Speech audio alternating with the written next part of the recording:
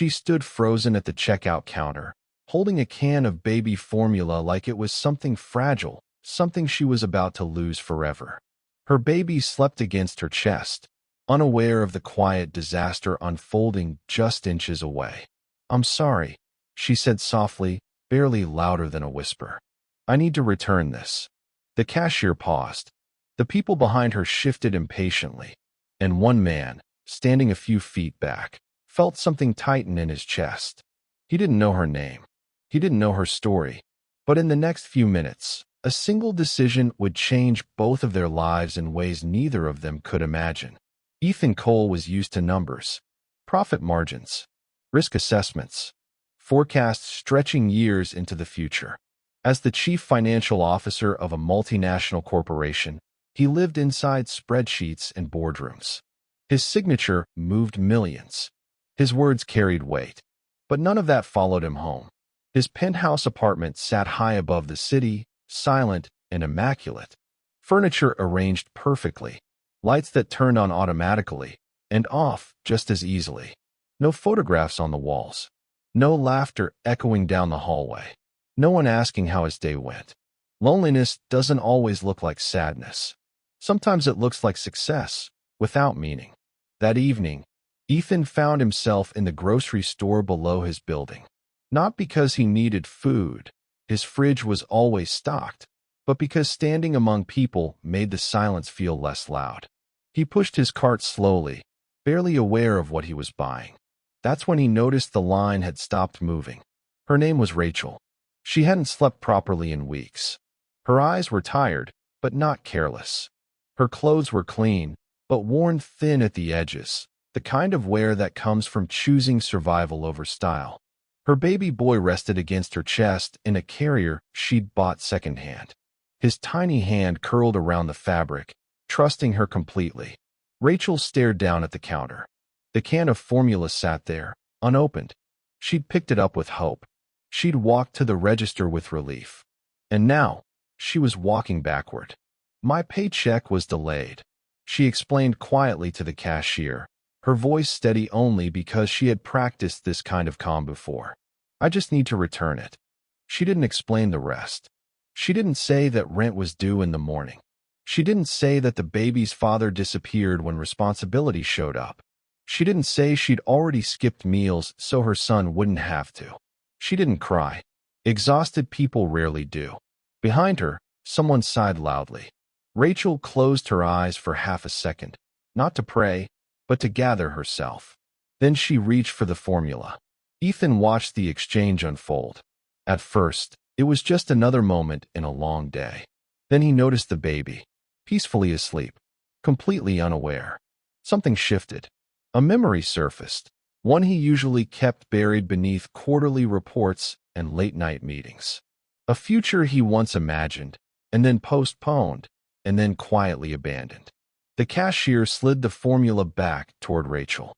"I'm sorry," she said. Rachel nodded, swallowing hard. She turned to leave. That's when Ethan spoke, surprising even himself. "Excuse me," he said. The line went quiet. Rachel stopped. Ethan stepped forward, his voice calm but firm. "I've got this." Before Rachel could say anything, Ethan placed his card on the counter. "Please," she said quickly, turning toward him. "You don't have to." "I know," Ethan replied gently. "But I want to." The cashier hesitated, then scanned the items again. Formula, diapers, wipes, a small bag of groceries Rachel had already removed from the counter out of embarrassment. Ethan nodded once. "All of it." Rachel stood frozen, her hands tightening around the straps of the baby carrier. "I can't accept this," she whispered, her voice cracking now despite her best effort. "I don't even know you."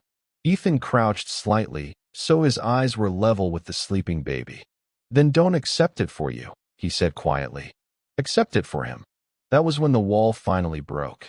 Rachel turned away, pressing her lips together, tears falling silently onto her sleeve. The kind of crying that comes when someone has been strong for far too long. No one in line complained now. No one rushed her. For the first time that day, she could breathe. Outside the store, the city hummed as usual. Cars passed. Phones buzzed. People hurried by. But Rachel and Ethan stood still. "I'm sorry," Rachel said again, wiping her eyes. I don't do this." Ethan shook his head. "You don't owe me an explanation." She hesitated, then spoke anyway. "My name's Rachel," she said. "He's Noah." Ethan smiled softly. "He's beautiful." Rachel laughed quietly through her exhaustion. "That's what everyone says, but they don't see the nights. Or the bills. Or the way fear just sits in your chest." Ethan listened. He didn't interrupt. Didn't offer advice. He simply listened, something no one had done for her in a very long time. When they finally parted ways, Rachel thanked him one last time. She walked home lighter, not because her problems were gone, but because for the first time, someone had seen her. Ethan stood there long after she disappeared down the street. For the first time in years, his chest didn't feel empty. Rachel didn't know what Ethan did for a living. She didn't know that the man who paid for her groceries controlled budgets larger than entire neighborhoods. 2 days later, her phone rang. She almost didn't answer. "Rachel," a woman asked warmly. "My name is Claire. I'm calling from Coal Industries." Rachel frowned. "I think you have the wrong number." "We don't," Claire said kindly. "We were given your contact information, and we'd like to offer you a position. A job, flexible hours, paid childcare, emergency housing assistance." Rachel sat down on the floor, stunned. She accepted through tears. 2 weeks later, Rachel attended her first company meeting. She wore borrowed professional clothes, holding Noah in a carrier as she stood near the back of the room. Then the room quieted. A man walked onto the stage. Confident, respected, commanding. Rachel felt her heart stop. It was him. Ethan, the grocery store stranger. The CFO. Her hands trembled as understanding rushed in all at once. Ethan scanned the room and found her. He smiled, not as an executive, but as the man who once stood behind her in line. Ethan addressed the room.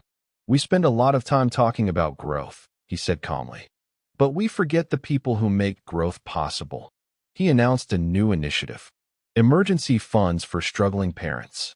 On-site childcare. Hiring programs for single mothers. The board applauded. Rachel cried. Later, she asked him why. Ethan answered honestly.